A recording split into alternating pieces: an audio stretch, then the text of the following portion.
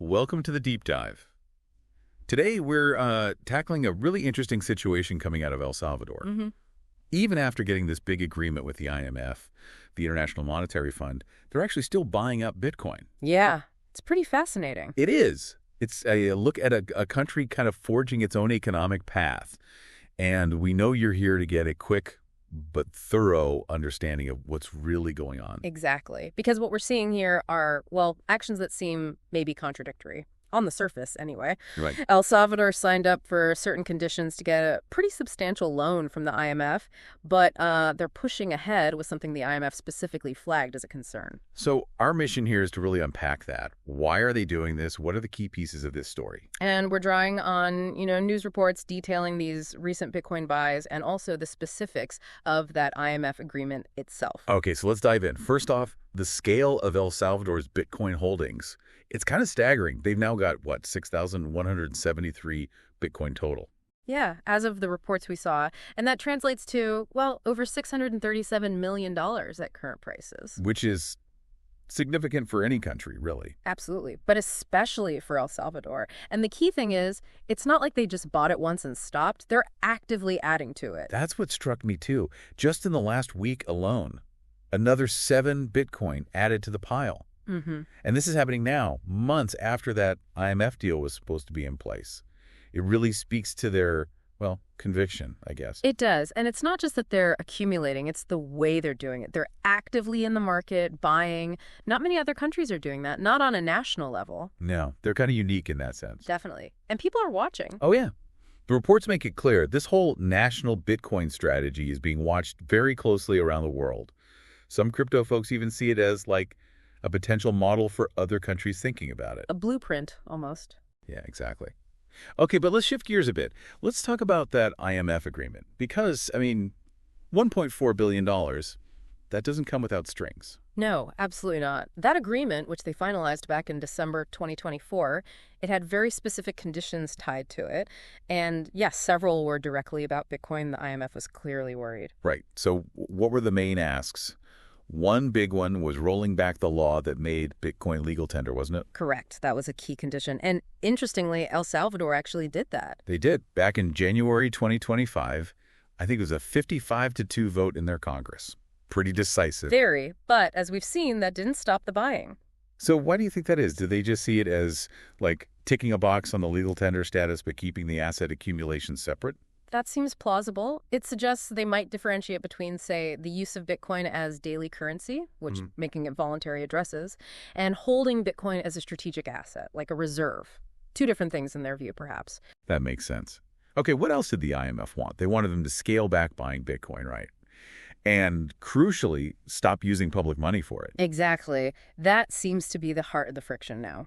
The IMF's big concern looks like the financial risk, holding a volatile asset like Bitcoin on the national books, especially using public funds. Understandable concern from their perspective. Sure. And they also pushed for privatizing the Chivo Wallet. Yes. The government's crypto wallet app, which, reports suggest, didn't really take off in terms of widespread use anyway. Apparently not. So maybe that condition was easier to, eventually meet because there wasn't huge public attachment to it. Right.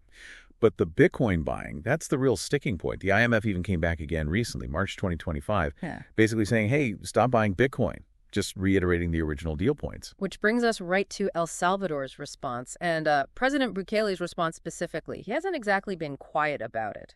No, not subtle at all. It's very public. That statement he made on X, the platform formerly known as Twitter, back in March, it really spells out their position. It really does. Let's look at the quote. No, it's not stopping.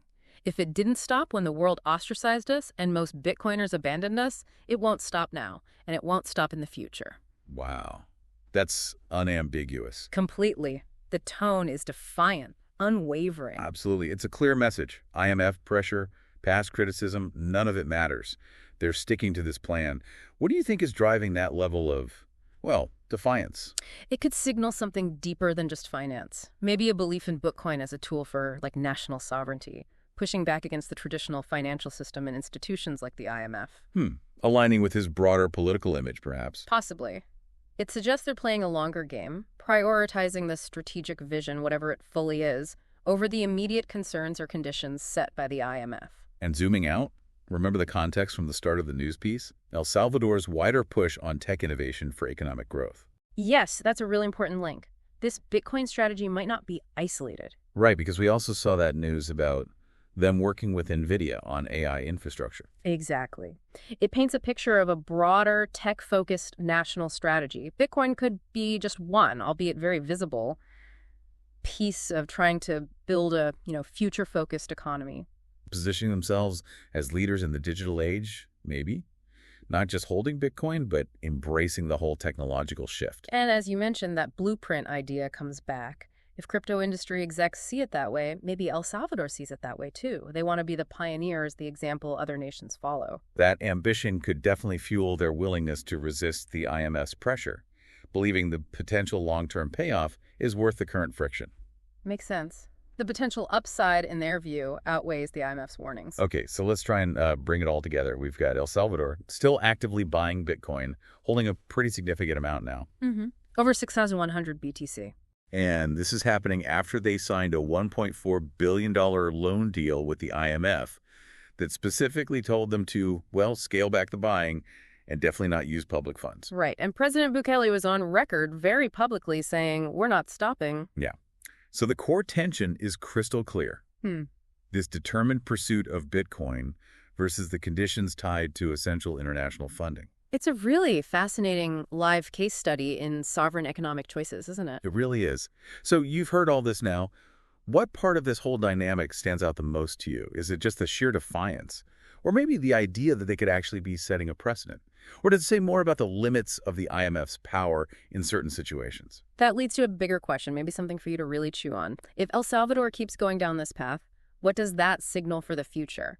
How might other countries start thinking about digital assets as part of their national strategy? Yeah, and what about the power balance between nations wanting to innovate, maybe unconventionally, and these big international financial bodies like the IMF? What are the potential long-term ripples of this standoff for El Salvador itself and for anyone else watching? Definitely a lot to think about there. It shows just how complex things get when new technologies meet old financial structures. Absolutely. We hope this deep dive gave you some clarity and context. Keep considering the different angles here. Thanks for joining us.